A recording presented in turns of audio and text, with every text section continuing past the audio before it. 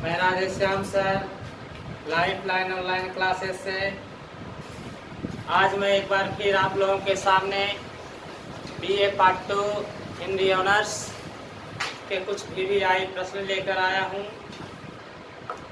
इसे आप लोग ध्यान से देखोगे, समझोगे तो एग्जाम में अच्छा से लिख कर आओगे।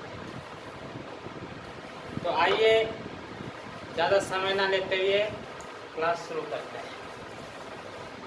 चंपा चंपा किस नगरी की बालिका थी? प्रश्न है, चंपा किस नगरी की बालिका थी?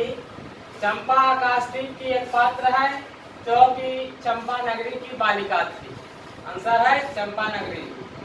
बुधिया, माधव और घिसु किस रचना के पात्र है? बुधिया, माधव और घिसु पता एक रचना है, एक कहानी है, यह उपन्यास है जिसमें बुधिया, माधव और घिसु है। तो वह किस कहानी के पात्र है? तो वो है कफन। कफन कफन को किसने लिखा है? यह प्रश्न है। कफन के लेखक कौन है? तो कफन के लेखक है मुंशी प्रेमचंद्र जी। आलू कौन भून रहा था? हाँ, एक प्रश्न है कि कहानी में कफन ही कहानी है जिसमें आलू भून रहा था। तो आलू कौन भून रहा था? तो वो है माधव और घिसु। माधव और घिसु आलू भून रहा था। कहानी कफन में बुधिया के ससुर कौन है? तथा बुधिया के ससुर और माधव के पिता कौन है? तो वो है घिसु। रेणु की प्रथम कहानी, कल भी मैंने क्वेश्चंस दिया था, उसमें भी ये क्वेश्चन आया था कि फणीश्वर नाथ रेणु की प्रथम कहानी क्या थी? तो बटबाबा थी। आज भी है कि फणीश्वर नाथ रेणु की प्रथम कहानी बटबाबा कब तथा किस पत्रिका में प्रकाशित हुई?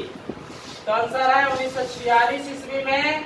1946 ईस्वी में विश्वामित्र मासिक पत्रिका में प्रकाशित हुई। विश्वामित्र मासिक पत्रिका में। फणीश्वर नाथ रेणु जी कब राजनीति में आए? ये राजनीति में प्रवेश किए। तो कब राजनीति में प्रवेश किए? आंसर है 1921 ईस्वी में। रेणु जी की कौन सी कहानी फिल्म जगत में लोकप्रिय है? हाँ, बॉलीवुड में भी लोकप्रिय इनका कहानी है। तो वो कहानी है तीसरी कसम उर्फ मारे गए गुलफाम। तीसरी कसम उर्फ मारे गए गुलफाम यह फिल्म जगत में बहुत ही पॉपुलर है। रेणु की सर्वोत्कृष्ट कहानी संग्रह कौन है? रेणु की सबसे अच्छा कहानी संग्रह ठुमरी है। रेणु की प्रसिद्ध उपन्यास कौन सा है? तो रेणु की कुछ प्रसिद्ध उपन्यास है, इसमें है महिलाचल, परती परिकथा, जुलूस और दीर्घ तपा। ये फणीश्वर नाथ रेणु की प्रसिद्ध उपन्यास है। गजाधर बाबू काम करने कहाँ जा रहे हैं? हाँ, गजाधर बाबू काम करने के लिए रामजी मल के मिल में जा रहे हैं। गजाधर बाबू किस कहानी के पात्र हैं? गजाधर बाबू वापसी के पात्र है और वापसी के रचयिता है उषा प्रियबंदा। वापसी के रचयिता कौन है? उषा प्रियबंदा। लेकिन गजाधर बाबू किस कहानी के पात्र है? तो वापसी के हैं। रुको, भागना मत वीडियो छोड़ के, वीडियो को पूरा देखो तबे समझ में आएगा, वरना नहीं। देखिए नेक्स्ट कहानी, नेक्स्ट क्वेश्चन है, कहानी दिव्या में किस नारी का वर्णन है? मतलब कहानी दिव्या जो है एक उपन्यास है, इसमें नारी का वर्णन है। तो कौन सी नारी है? तो बौद्धकालीन भारतीय नारी का वर्णन है। किस नारी का? बौद्धकालीन भारतीय नारी का। कहानी दिव्या में दिव्या क्या थी? ऑटोमेटिक प्रश्न से ही पता चलता है कि दिव्या एक लड़की थी या औरत थी, लेकिन थी क्या? तो वह एक वेश्या एवं नर्तकी थी। दिव्या एक वेश्या एवं नर्तकी थी। चित्रलेखा उपन्यास, हाँ, चित्रलेखा उपन्यास के अनुसार मनुष्य का भाग्य विधाता कौन है? मनुष्य का भाग्य विधाता परिस्थितियां है। परिस्थितियों के अनुसार ही मनुष्य का जीवन बदलता रहता है। चित्रलेखा उपन्यास के लेखक कौन है? चित्रलेखा उपन्यास के लेखक भगवती चरण वर्मा है। भगवती चरण वर्मा। नेक्स्ट क्वेश्चन है विशाल देव योगी। विशाल देव योगी कुमारगिरी से किस संबंध में प्रश्न करता है? विशाल देव योगी कुमारगिरी से किस संबंध में प्रश्न करता है? तो विशाल देव योगी कुमारगिरी से वासना के संबंध में प्रश्न करता। आंसर है वासना के संबंध में। अगला क्वेश्चन है विशाल देव किस कुल के हैं? आंसर है ब्राह्मण। ये ब्राह्मण कुल के थे। श्वेतांग किस कुल के हैं? तो श्वेतांग क्षत्रिय कुल के हैं। चित्रलेखा को क्या प्रिय है? चित्रलेखा उपन्यास की नायिका है चित्रलेखा। तथा चित्रलेखा को क्या प्रिय है? तो चित्रलेखा को मदिरा प्रिय है। मदिरा मतलब शराब। हाँ देखो, जीवन की पूर्ण सार्थकता क्या है? ये प्रश्न बहुत ही मजेदार प्रश्न है। हमारे लाइफ का भी प्रश्न है कि जीवन की पूर्ण सार्थकता क्या है? तो हमारे किसी का भी जीवन की पूर्ण सार्थकता उसका संयम है।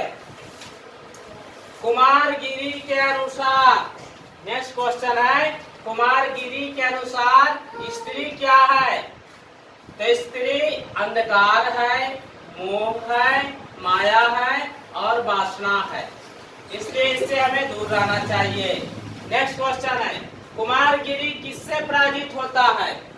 कुमारगिरी बहुत ही अच्छा विद्वान थे, लेकिन जो है ना वो किसी से पराजित नहीं हुए, परंतु कुमारगिरी किसी से पराजित हो जाते हैं और वो है चित्रलेखा। चित्रलेखा से पराजित हो जाते हैं। अतः चित्रलेखा क्या थे? तो चित्रलेखा एक नर्तकी थी। चित्रलेखा नर्तकी थी, नाचती थी।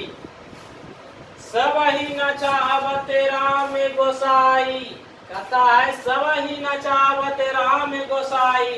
यह पंक्ति किनकी है? सब ही नचावत राम गोसाई।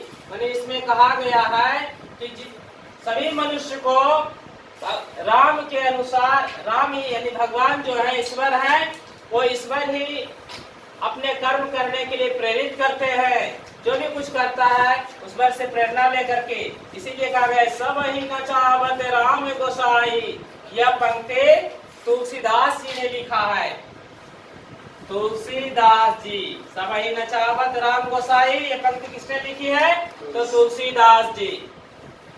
तो दोस्तों ये सारे जो क्वेश्चंस थे मुंगेर यूनिवर्सिटी बीए पार्ट 2 के थे। ऑनर्स पेपर हिंदी है और पेपर 4 के क्वेश्चंस है जो 31/5/2022 को एग्जाम होने वाला है। सारा क्वेश्चन उससे रिलेटेड है और ये सारे प्रश्न VVI है।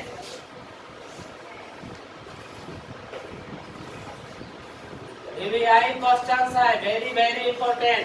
अगर आप इसे याद करके जाओगे तो आसानी होगी और आप लिख सकते हैं आसानी से।